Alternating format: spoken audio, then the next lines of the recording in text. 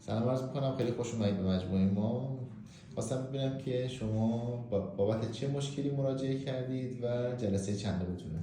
با سلام، من جلسه دوممه برای زانو دردم.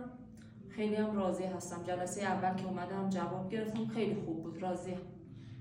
قبلا هم با مشاورشون در تماس بودم برای لک‌های صورتم واقعا خوب شد. خیلی صورتم لک داشت. درست. دارو بهم دادن، 2 ماه مرتب مصرف کردم، خیلی خوب شد. خیلی قبل از اینکه مراجعه کنید؟ بله، قبل از اینکه اصلا بیام اینجا تو این استا دنبالشون کردم. درست.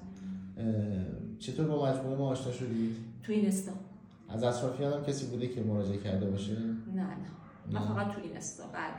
درست. بعد اونجا پیام دادم برای صورتم میدونم، بعد با یکی از مشاوراشون، بعد اونجا دیگه اونا با اون در ارتباط دیگه تماس گرفتم و دیگه دارو گفت 2 ماه باید بخوریم. درست. بله.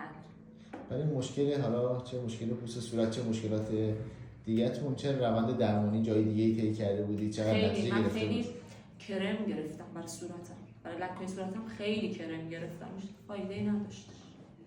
بعد دردی که داشتید چی؟ بعد من طب سوزنی رفتم تو خیابون دروازش، نمیدونم یادم نیست اونجا طب سوزنی رفتم، فیزیوتراپی چند جلسه رفتم تو بزرگراه رسالت، زیاد چیز نداشتش برام، خوب نبود. دارو خیلی مصرف کردم.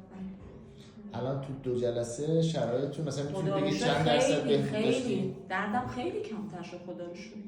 خب خدا رو شکر. خیلی اوکی شد، خدا رو شکر. داروها رو الان مکمل ها رو چند وقت دارید مصرف میکنید؟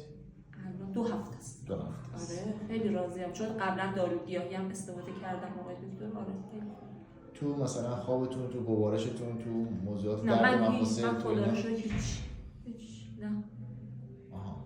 پس تاثیرش براتون اینقدر محسوس و من ملموس بوده واقعا تو این 2 راضیم. هفته؟ آره من راضیم. این 2 هفته. چون قبلا هم دارو رو می‌خوردم، گفتم حتما، چون من مشکل معده‌ام داشتم، گفتم معده‌ام اذیت میشه، خدا رو شکر اصلا خیلی خوب. اوکی، خدا رو شکر. از کجا تشریف میارید؟ من از رسالت.